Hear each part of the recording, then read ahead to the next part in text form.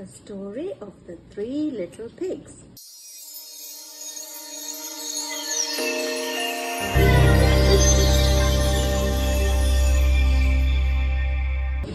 Once upon a time, there was an old sow with three little pigs, and as she had not enough to keep them, she sent them out to seek their fortune.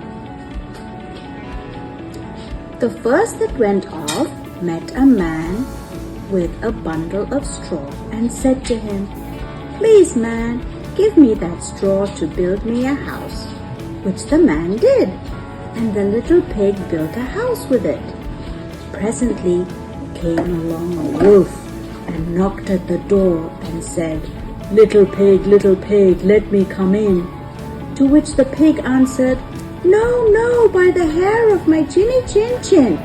"Then I'll huff and I'll puff and I'll blow your house in," said the wolf.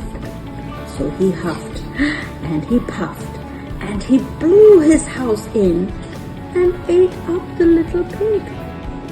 The second pig met a man with a bundle of furs and said, "Please, man, give me that furs to build a house," which the man did, and the pig built his house.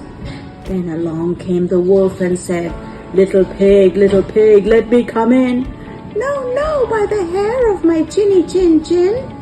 "Then I'll puff and I'll huff and I'll blow your house in."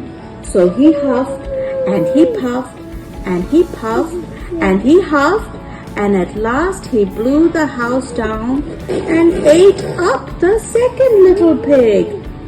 The third little pig met a man with a load of bricks and said, "Please, man, give me those bricks to build a house with."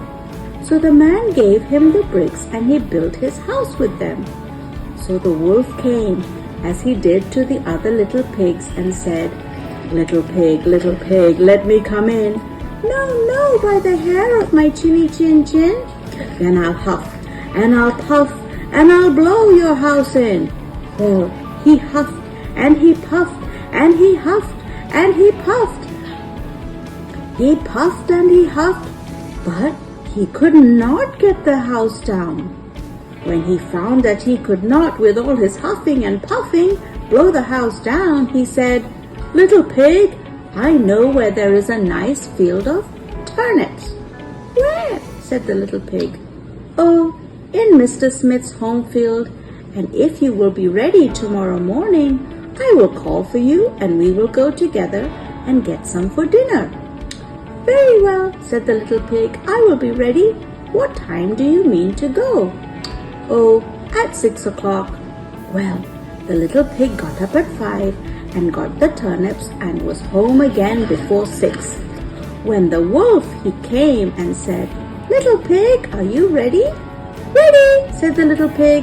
"I have been and come back again and got a nice pot full for dinner." The wolf felt very angry at this, but thought that he would be up to the little pig somehow or other.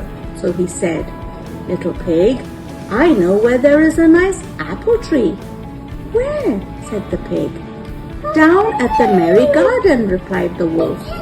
"And if you will not deceive me, I will come for you at 5 o'clock tomorrow, and we will go together and get some apples."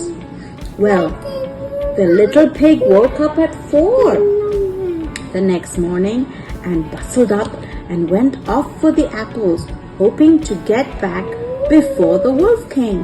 But he had farther to go and had to climb the tree, so that just as he was coming down from it, he saw the wolf coming, which, as you may suppose, frightened him very much.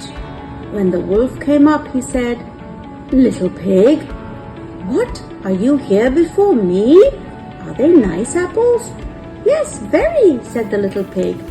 "I will throw you down one." And he threw it so far that while the wolf was gone to pick it up, the little pig jumped down and ran home. The next day the wolf came again and said to the little pig, "Little pig, there is a fair in the town this afternoon. Will you go?" "Oh yes," said the pig, "I will go. What time shall you be ready?" "At 3," said the wolf.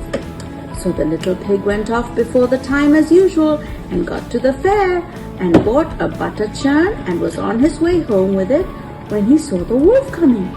Then he could not tell what to do, so he got into the churn to hide, and in doing so turned it round and it began to roll and rolled down the hill with the pig inside it, which frightened the wolf so much that he ran home without going to the fair. He went to the little pig's house and told him how frightened he had been by the great round thing which came down the hill past him. Then the little pig said, "Pa, I frightened you, did I? I had been to the fair and brought a butter churn, and when I saw you, I got into it and rolled down the hill."